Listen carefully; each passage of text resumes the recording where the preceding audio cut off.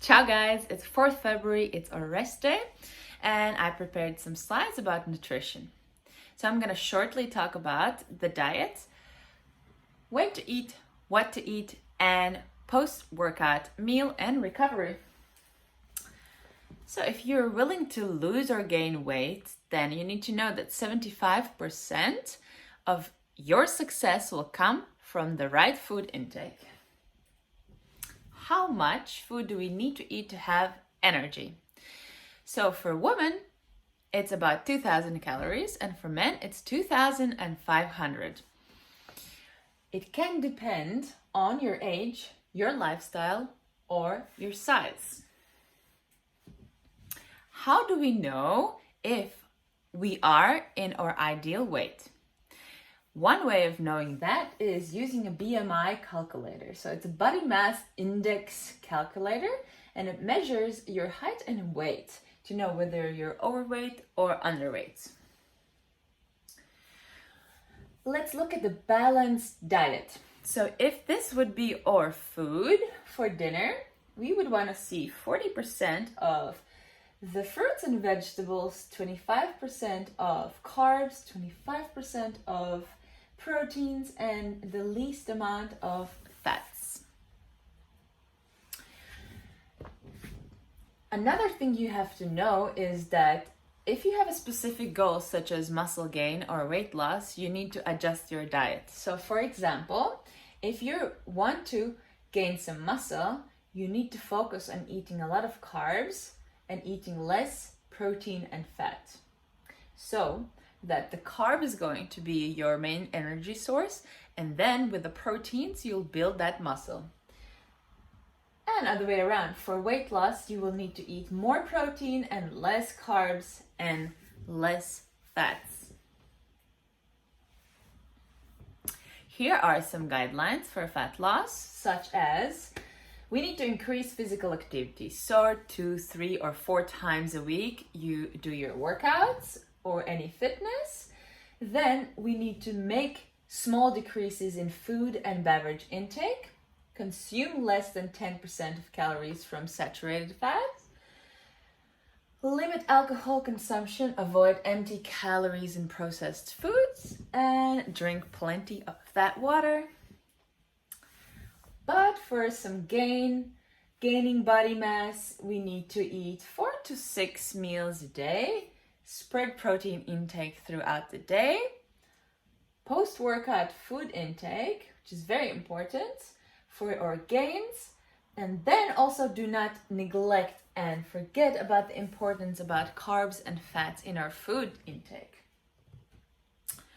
If you really want to lose weight, don't go too crazy, because that can lead you to your health problems, such as you can lower your immunity, you can lower your metabolism, you can start feeling fatigue and lose energy, feel depression, and so on. Let's better talk about when to eat. Yes, there are different methods, and not everything works for everyone. So therefore, I asked this question, is there a best way for everyone? Yes and no. Yes, such as we all need to eat food. That's our main source of energy.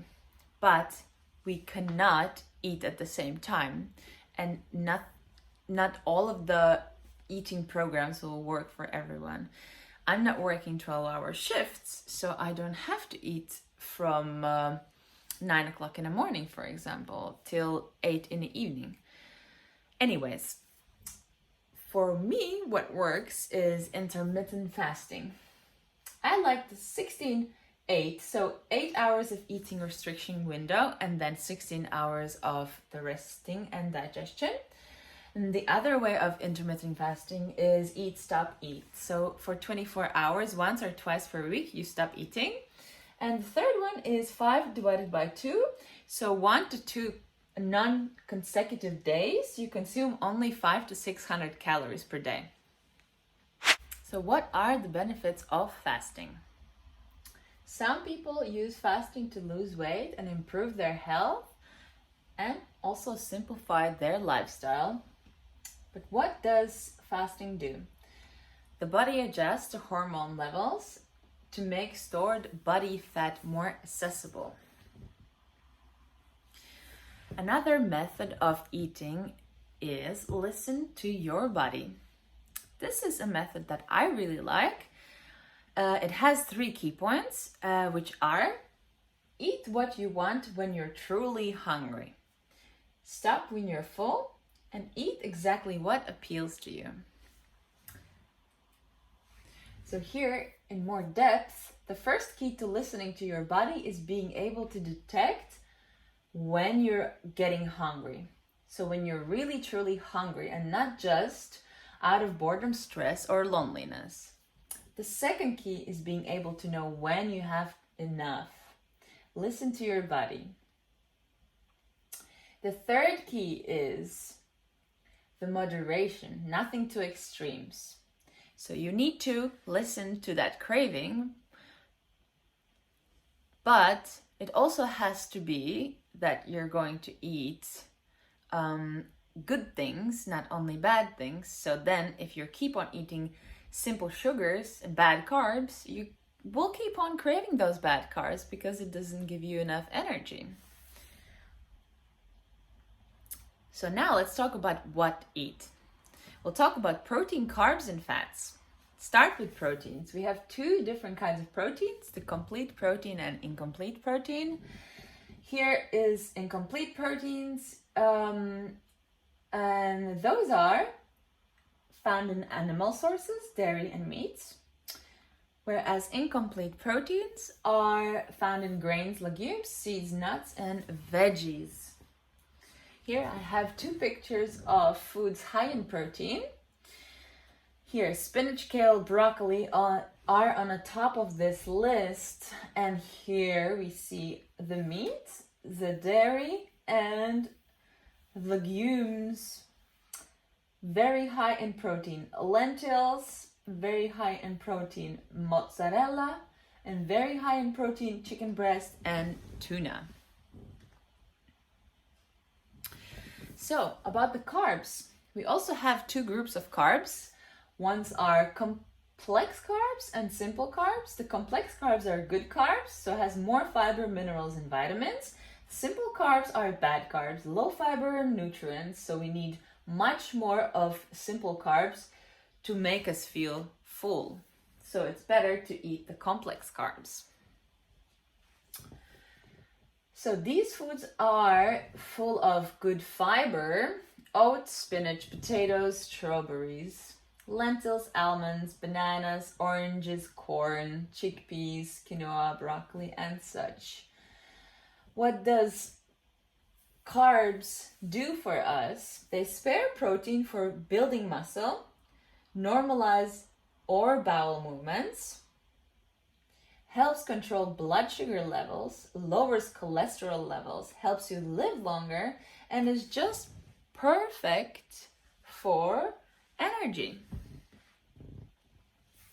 Now the last group are fats or lipids. See, fats are the most concentrated source of energy. 1 gram of fat is 9 calories. Here you see 10 foods such avocado, tofu, macadamia nuts, fish, peanut butter, soybeans, flaxseed oil, dark chocolate, cheddar cheese, and eggs. Those are 10 the most fatty foods that are good for us. Now let's talk about the type of fat foods. We have 3 different groups: saturated fat foods, unsaturated fat foods, and trans fat foods. So the saturated fat foods are these ones: cheese, chocolate, coconut oil, cream, milk, eggs, meat, and poultry. Unsaturated fat foods are these: a lot of different oils, omega-3, most nuts and seeds. And trans fat foods are all the junk food, fried food, fast food, pastry, and margarine. Great.